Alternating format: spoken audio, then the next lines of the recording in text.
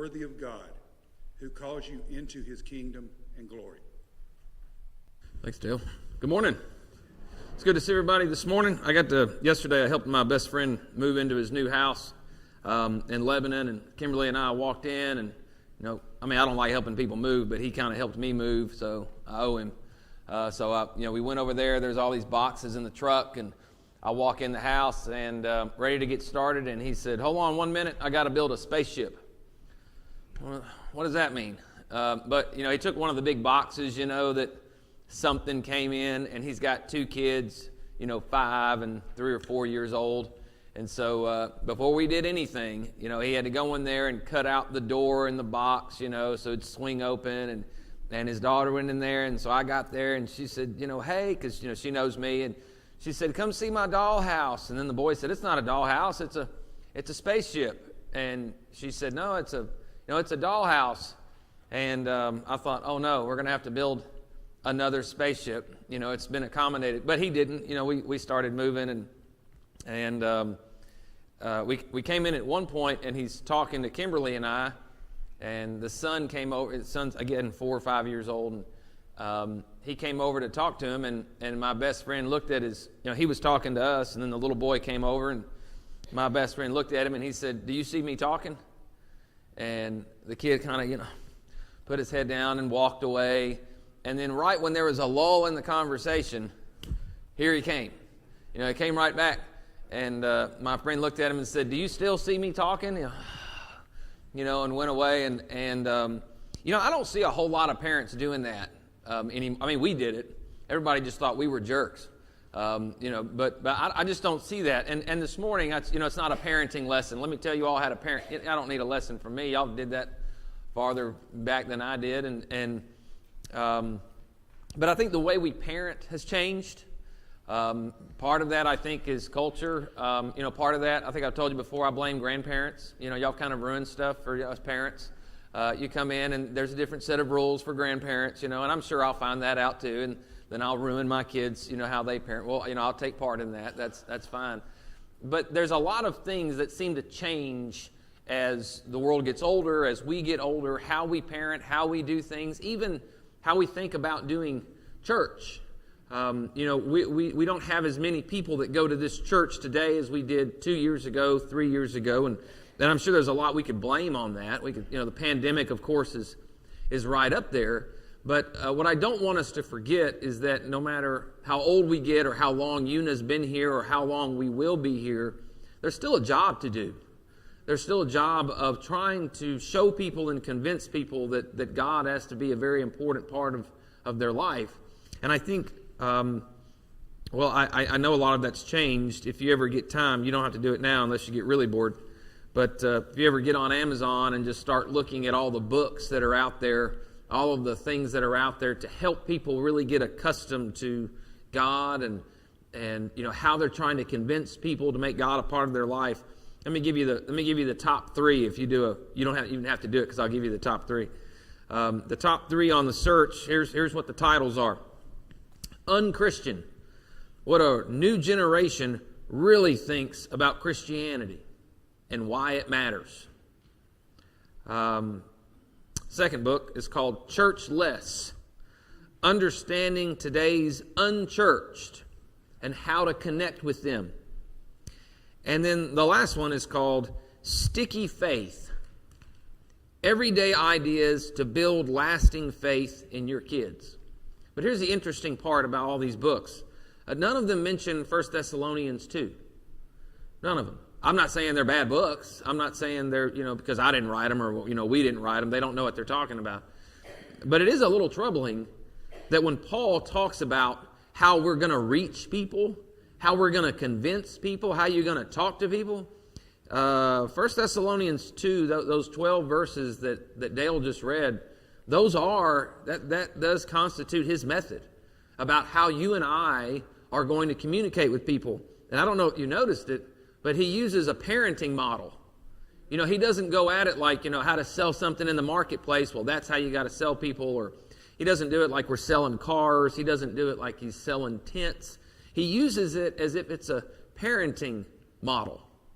And so this morning, what I want to do is to remind us of how we are all supposed to relate to, talk to, and convince the world that this is the life that it's kind of their destiny. But the only way we'll do that is to think of it how we parent. Now, my kids, my youngest is, going to be 17. So how you parent when they're 9 is not how you parent when they're 20. I'm learning that some of you, your kids are as old as I am and you're still parenting. So, I thought that ended at like 18. I'm learning that no, they don't leave until, I guess you sign your house over to them and you pass away, and then they might leave. And, is that when they find? I don't know. But when I listened to Dale read this, all I could think about was how Kimberly and I parented our kids at 5 and 6 and 7 and 8 years old. And so I want to remind everybody about this morning, so that this year, when we think about how do we convince people, how do we teach people, how do we show people that the Christian life is their life, the method really is how you parent. And so I want to take these 12 verses and summarize it in about 3 different areas, because Paul thinks that if you're going to convince anybody, what's going on up here matters, and what's going on in here matters, and what you do with your hands and your feet matter. So you have to think about it. And for those of you who've parented, and most of us have, you can't enter that or take part in that haphazardly. You can't do it not thinking about anything. I don't think any of you, if your kid came up to you and said, hey, can I go in the street and play? Sure, go ahead. I don't think any of us did that. I think we had rules. I think we took things seriously. And so I want to look at this passage this morning, if you've got your Bibles or your phones or tablets or whatever you've got this morning. And the reason I tell you I wouldn't just listen to me. 1 Thessalonians is one of the oldest letters in the New Testament. It's not, the Gospels aren't the oldest. Paul's letters are the oldest. And 1 Thessalonians is probably the first letter we've got that Paul ever wrote. And so this is right on the beginning of Christianity. When Paul has to think about how do we teach people to talk to other people about Christ, this is kind of the first glimpse that you and I have. And so this is it at its rawest form. This is what Paul wants us to think about. So, if you're going to talk to other people about Christ, if you're going to invite them to church, if you're going to try to make an impression, and if doing that you're thinking about your kids, how did I talk to my kids? Well, that's how you got to talk to other people. If you're thinking about that, then what's going on up here matters. So we have to think about that. In chapter 2, verse 3, Paul says, for the appeal we make to you does not spring from error. You have to know what you're talking about. If you talk to other people, if you haven't already picked up on this, they will see you, whether or not you know what you're talking about. And what I notice with my kids is this: I can't be an expert at everything. And for those of you who think you can, when you're an expert at everything, you are an expert in nothing. Because you spend all of your time thinking, I've got the answer to this, and I've got the answer to this, and I've got the answer to this. The last 6 or 7 years of my life, I have perfected the best answer I have learned to give people. And what is that? I don't know. And they'll say, of course you do. And I say, no, I really don't. Or here's what I really love. People will come up to me and they say, did you ever see this movie? And I'll say, no, I didn't. And they'll say, yeah, you did. Well, then what'd you ask for? Hey, do you know, do you remember, what's his name? No. Yeah, you do. Well, what name is it? Who are we talking about? But most of the time, if you'll think about it, people will say, and I know because you get busted, they'll say, have you read this? Yeah, I read it. No, you did it. I got busted on that one time. So I was so tired. It was a Sunday night service. I had just, I don't know what I was thinking, but I just got through preaching. I was dog tired. And I was on the way out, and this is literally what they asked. I was walking out, and they came up, and they said, hey, do you remember, what's his name? And I said, yep. And he said, well, I hadn't told you who it is yet. I said, when you figure it out, tell me, and I'll let you know that I know him. Now, of course not. But I'm just not, and to them, what that means is I'm not listening. I don't care. That's exactly what it means. So we have to be very careful. If you don't know the answer, don't give it. And if you don't know how to do it, don't say you do.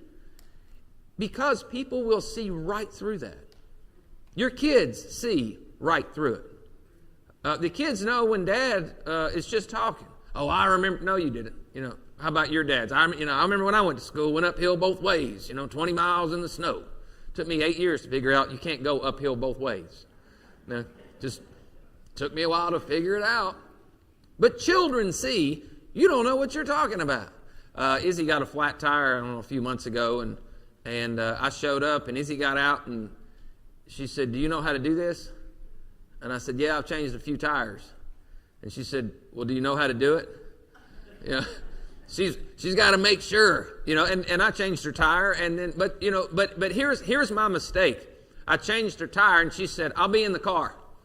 What I should have done is make her get out there and learn how to change the tire, but maybe there was a certain part of me that always wanted her to call her dad. I don't know what I'm doing.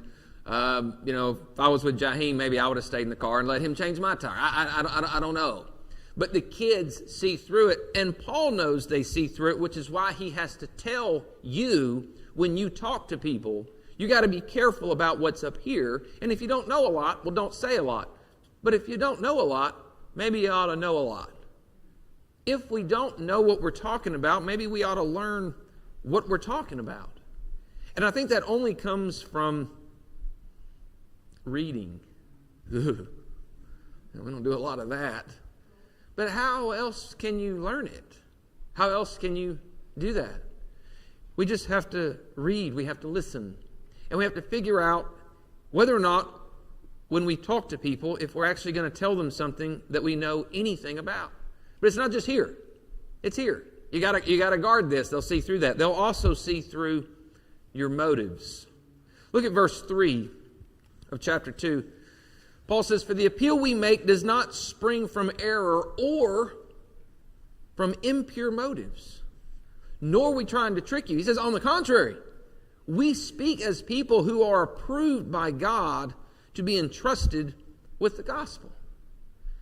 I keep going back to kids because, read through these 12 verses. He talks about parents, nurses, children, mothers. It's all about parenting.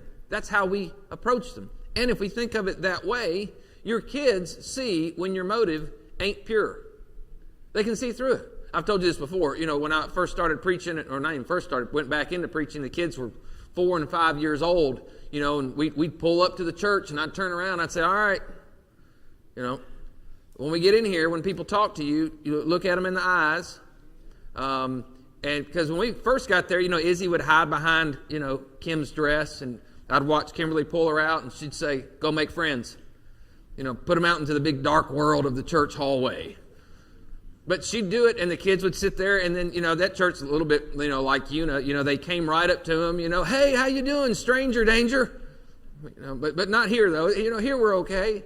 And so they had to learn how to do that. But I would turn around, I would, talk to them, hey, when we go in here, look people in the eye. When they speak to you, you speak back. If they want to shake your hand, you shake. That was pre-pandemic. When they shake your hand, you shake their hand. We got to grow up. So I know you're 4 and 5, but let's act like we're 15, okay? And that's just what we got. It's kind of hard on them. And sometimes I would, not be the best dad. And we, pull up to church and all right, when we get in here, y'all know the drill, okay? So make sure you do this and this and put a smile on your face because we're going to church. Well, what's the motive here?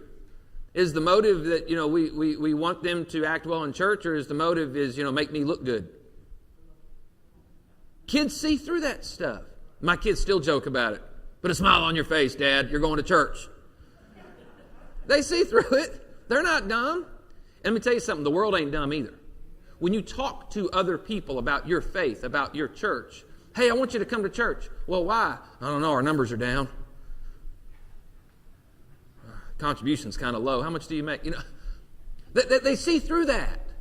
Let's have this day, or let's have this day, or maybe we can. Why do you want people to come to church? Is it because you're concerned about them, or is it because, we just need more people? Motives matter. And that's why Paul brings it up here.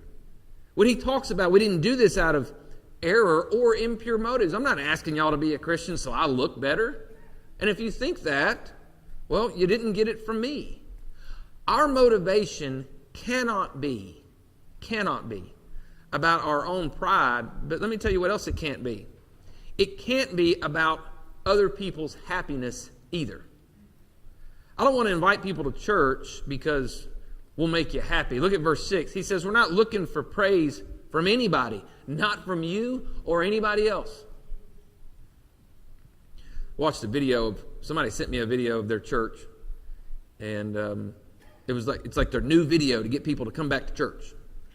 I'm not going to tell you what church it is, but they asked what I thought. It was a great video. It's great.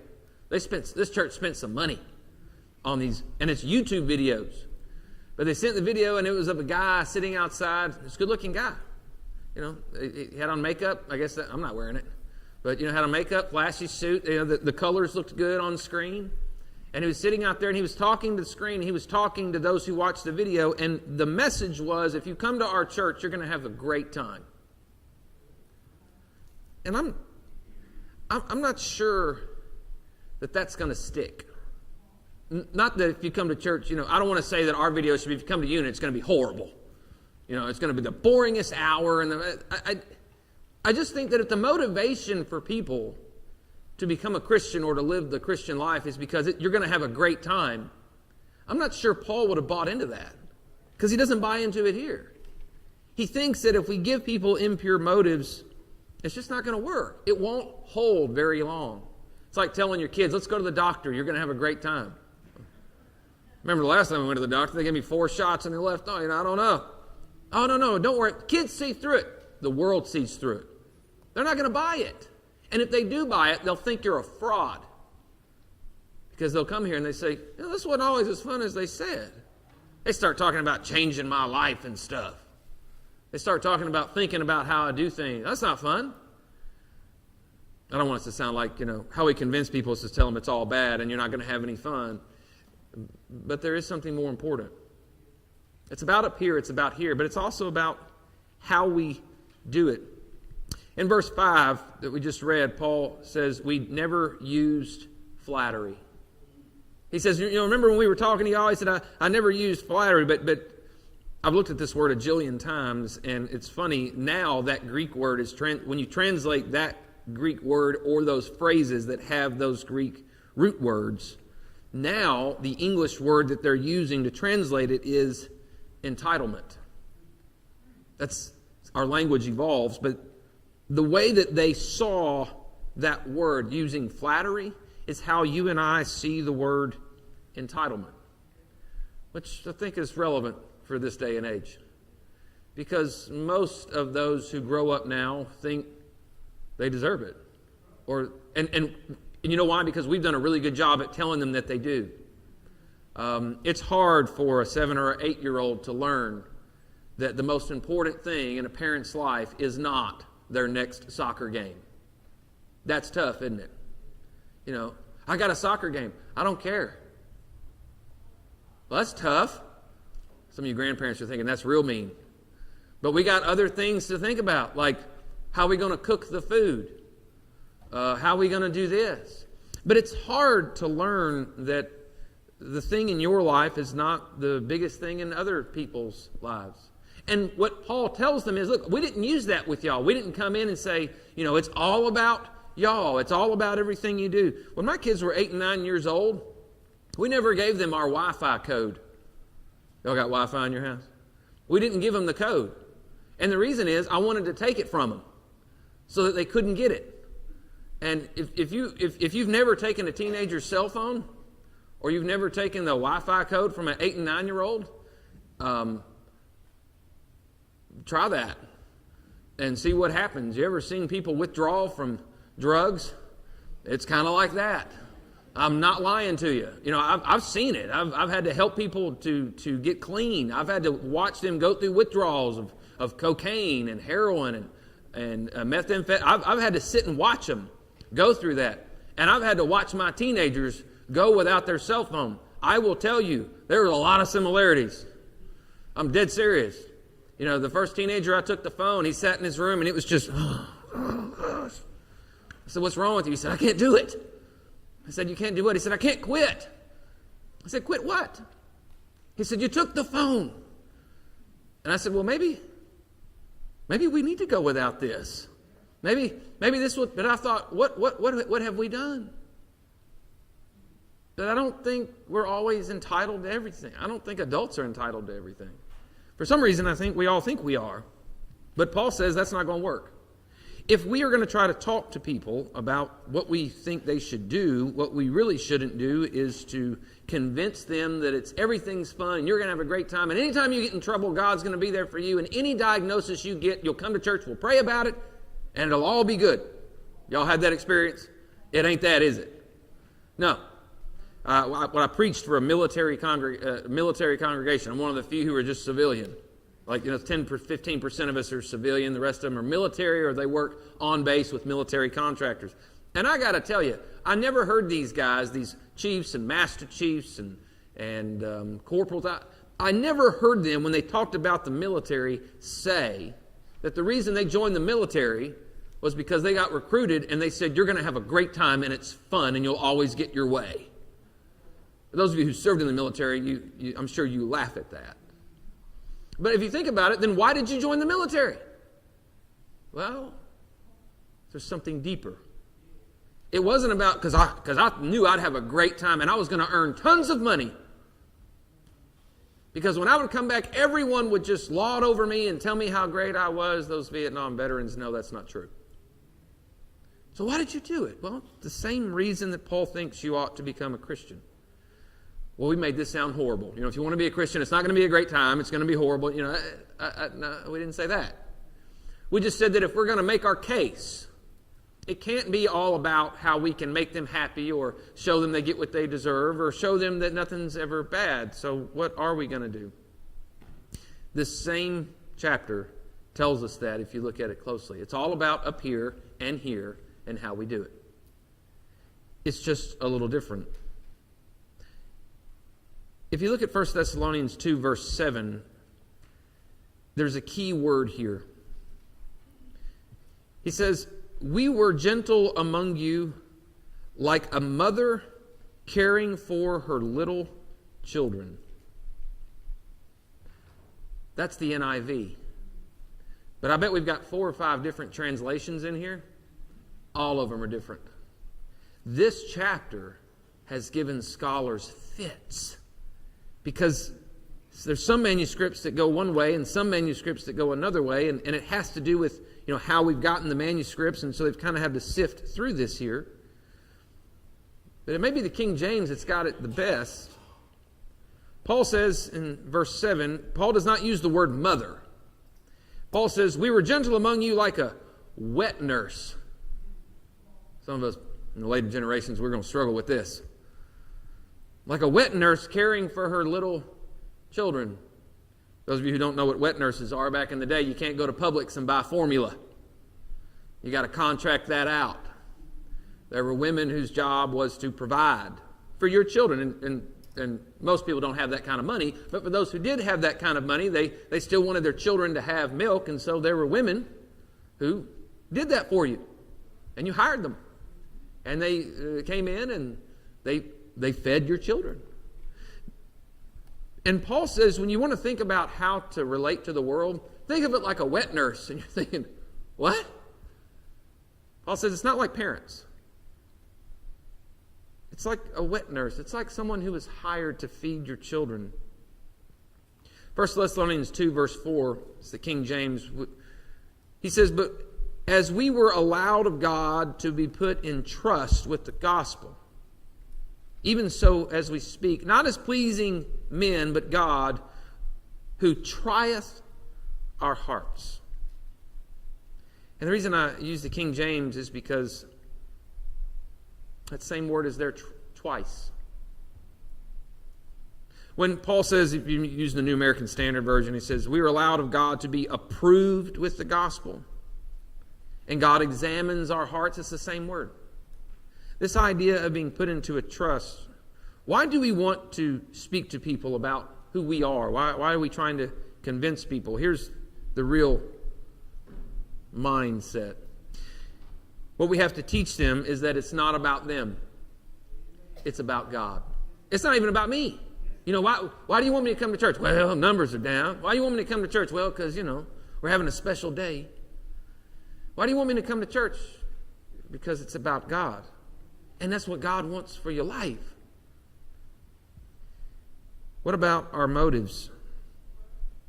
Paul says it's simply to please God. He says it in verse 2. He says we did this with God's help. And then look at verse 5 and verse 10. Paul says that phrase, as God is our witness. It's not about you. It's not about me. It's about God. And it's about what God wants from your life. And it's about that God wants to help your life by being in your life.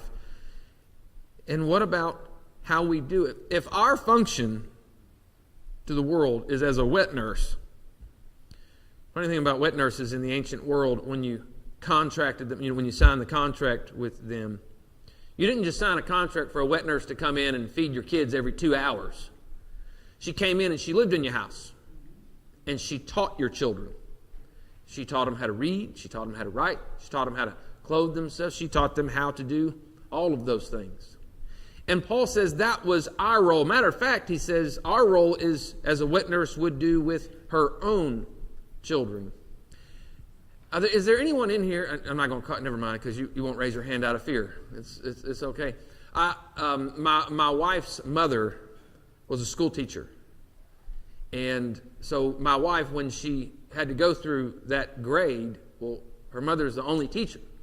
So if your mother's the only teacher, you have to have, maybe some of you, your mom or your dad was a school teacher and you had to go under them. Or maybe you had to work at your daddy's shop. Who was your parent the hardest on? You know, right? You. And I'm sure some of you think, that's just not fair. And I'm sure your parents didn't care. Now, they could teach other kids, but you know better. So I shouldn't have to get on to you because you know the rules.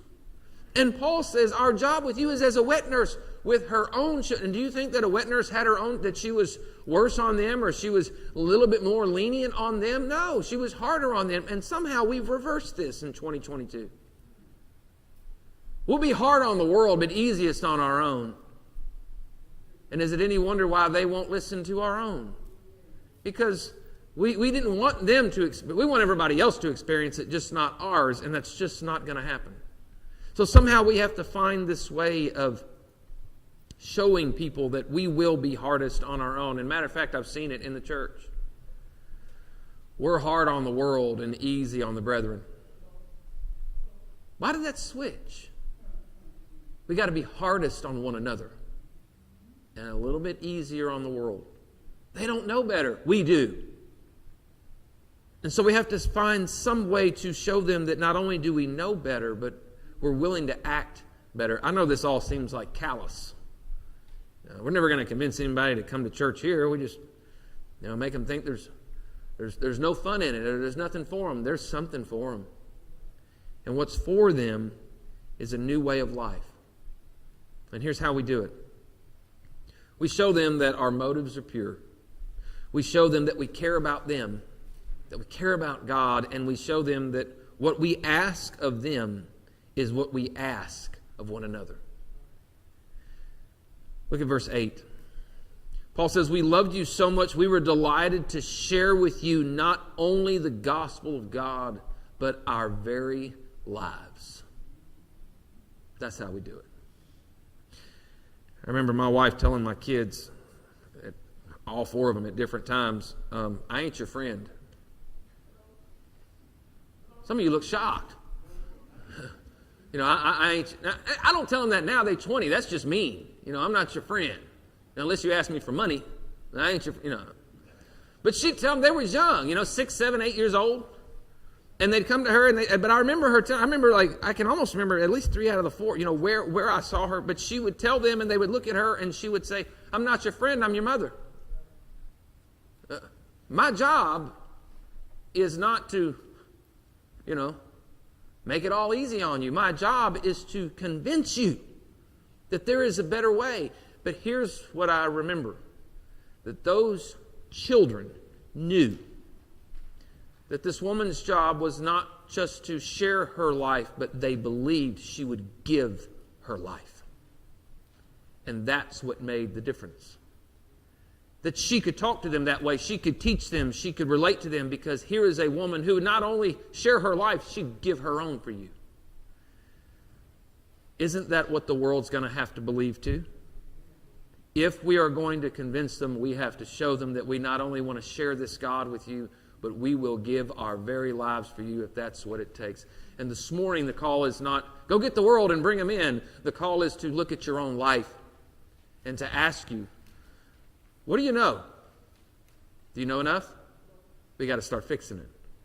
Why are we doing it? Is it for them? Is it for you? Or is it for God?